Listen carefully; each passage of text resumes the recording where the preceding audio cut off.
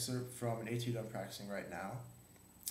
As you can see, it has a super C in it, and as composers, as time goes on, the clarinet is becoming, the instrument is also changing.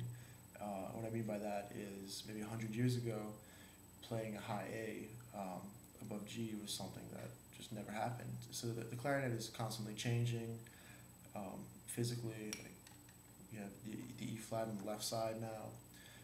So the music is constantly changing. So as a modern clarinet player, having an extreme range, almost a 5-octave range, is pretty much necessary in a lot of pieces these days. The Copeland has an A, along with other things. So my tips to practicing this extreme range is maybe not to practice it more than 5 minutes a day, like tops. There are steps to going about reaching this range. When I say like the extreme range, I'm talking above a G.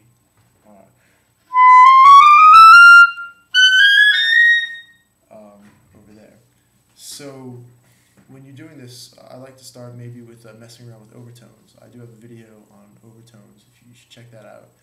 What that does is it shows you different positions of your throat, and it also it lets you, you're practically squeaking out these high notes.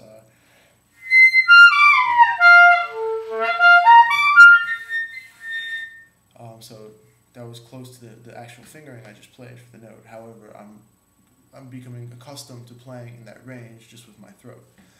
Also, biting is a huge thing. If you bite, the note will never come out. You need to approach the high notes with the same ease and gentleness that you play with in the lower register. And if you change the throat, it won't come out. Like that C was a little muffled because I was biting. So what I would suggest is maybe finding a fingering chart and make yourself familiar with different fingerings. And every clarinet will have a different set of fingerings.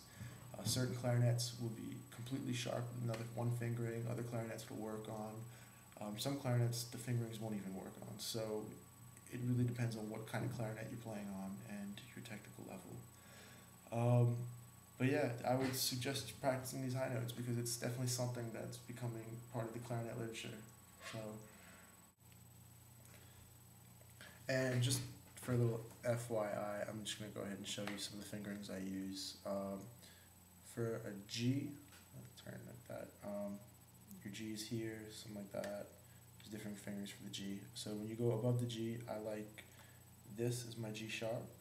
And for all these altissimo notes, I'm usually playing the C sharp, the C sharp. The C sharp key lets the notes really speak. So this is my G, A, B flat, B, and C. You can do a C sharp like this, and a D like that.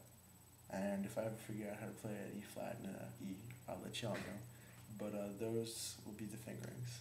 Hope that helps too.